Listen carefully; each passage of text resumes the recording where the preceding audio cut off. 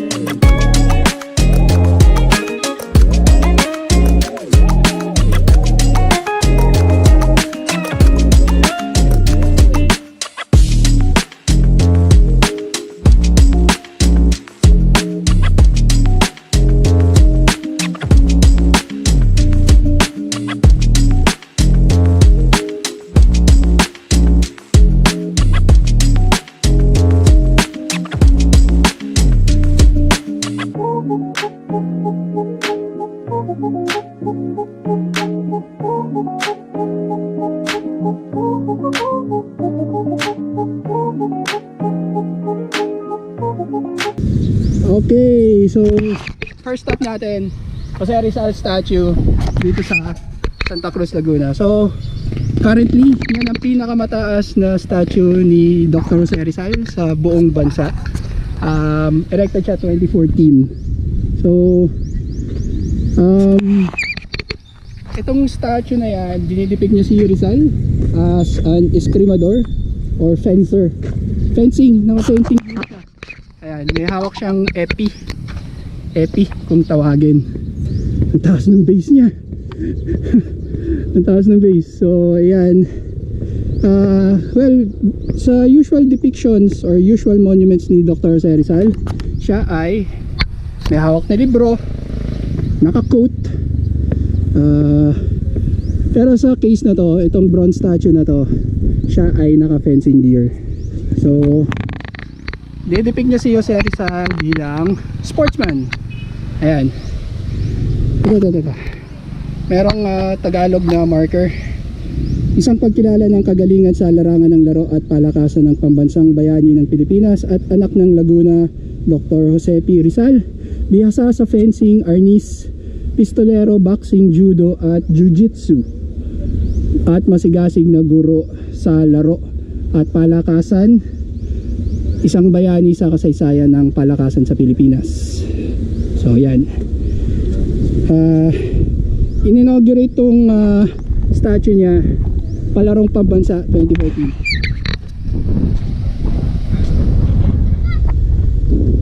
Bronze statue, pinakamataas na statue ni Dr. Rizal. Ito yung English version.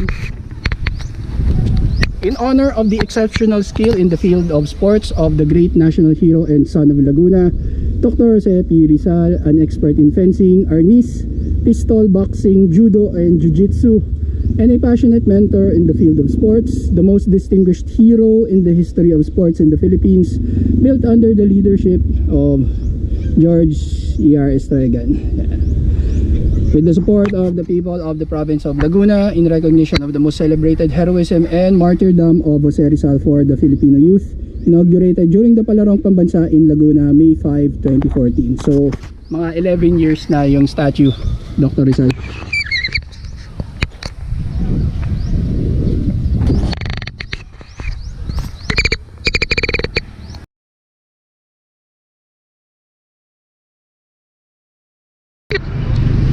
Alright, so ang next destination natin is yung Villa Valenzuela.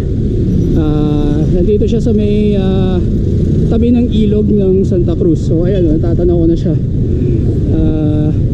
Abandoned siya na property dating from the American colonial period. So ang architecture niyan, ayan pati oh.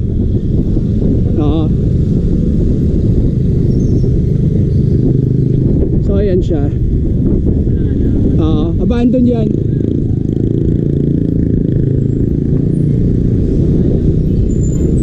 Ayan. So American colonial period pati.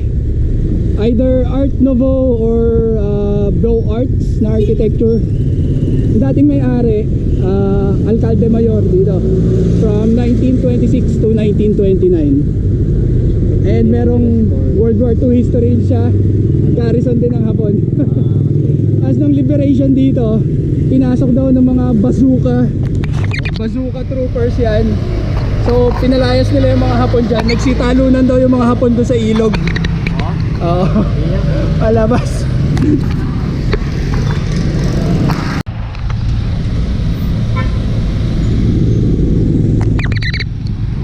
Villa Valenzuela. So abandoned property na siya. Wala nang nakatira.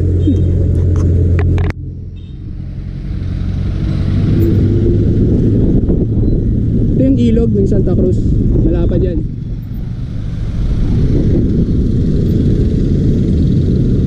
Yan. Lapad no, pade. Walang kapihan eh. Doon, sa ano?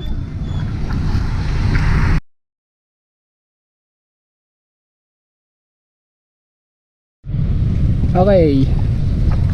Again, kapeng-kape na. So ito yung monument dito ng mga Wachi. Filipino guerrillas. Meron silang mga unit sa Maynila, meron silang mga unit sa Pampanga. So meron silang prominent na battle dito sa Santa Cruz. Ayun yung marker niya. Labanan sa Santa Cruz, Laguna. Ang POC na ito, nakipaglaban ang mga guerrillang Wachi, Philippine, Chinese at anti-Japanese guerrilla force sa mga Persang Hapon upang mapalaya ang bayan ng Santa Cruz, Laguna 26 Enero 1945 sa tulong ng mga guerrilla Hukbalahap at Hunters ROTC.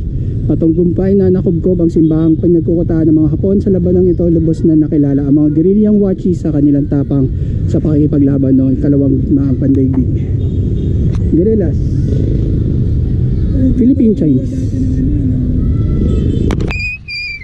Chinese Guerrillas Monument. So andito siya sa Liwasang FT San Luis 48 Squadron.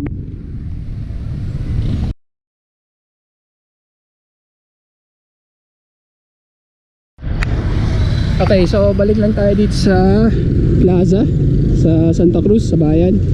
May nakitang statwa si Pading Lao, si Generala, kaisa-isang Generala. Ay, pwede. Napupunta lang natin to.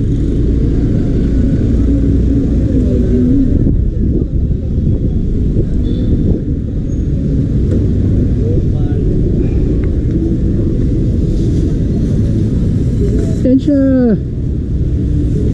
Agueda, Kabagan.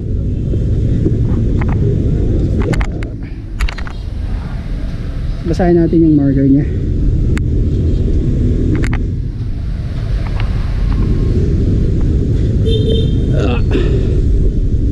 Ano ang bagong statue niya lang eh.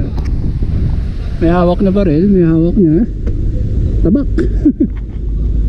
Agueda, Kabagan. Oh, bago lang, 2016.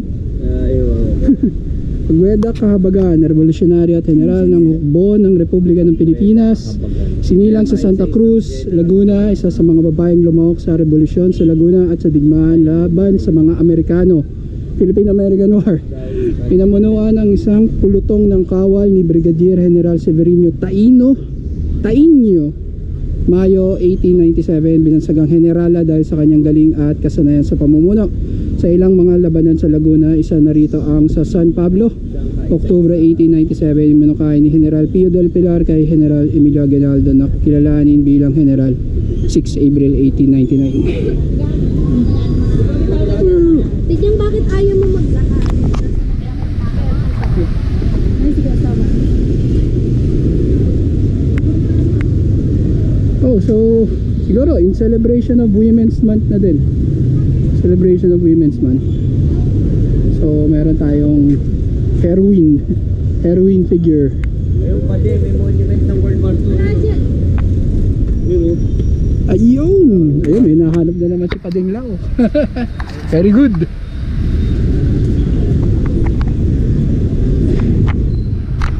Ito natin.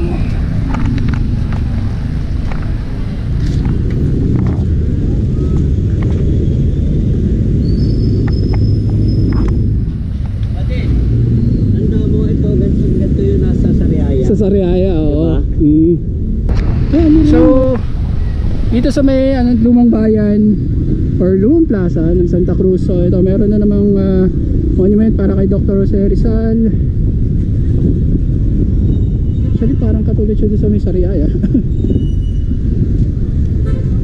Homenaje del Pueblo de Santa Cruz, Laguna al Dr. Jose Rizal.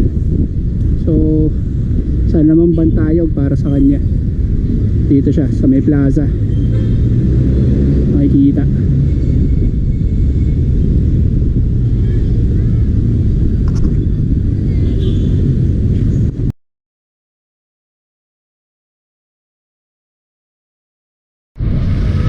Yun, okay, may nahanap na naman si Pading Lao. Galing talaga ni Pading Lao.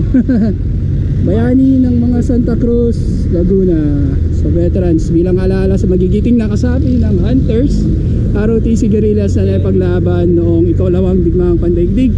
Ang pagtatag ng panandang pangkasaysayan ito ay sa pagpupunyagi ni Punong Bayan Edgar S. San Luis at ng pamahalaang bayan ng Santa Cruz sa ika-75 anibersaryo ng liberation ng Santa Cruz noong ika-5 ng Marso taong 2020. 5th of March pala. Galing. So may bagong monument para sa mga Hunters ROTC. So doon sa kabila yung mga Wachi, dito naman yung Hunters ROTC. Galing. Eh kasi ito na ang ano nun eh, no? Bayan. Capital. Bayan. Sa Kapitolyo. At ito ay mukhang yung lumang town hall talaga nila. 1928. 1928. Parang kaedad nung nasa Sariaya, ano? Oo. Pero nandun yung isa pang provincial capital eh. Nandun sa Sa kabila. harap, no? Oo, nandun. Oo.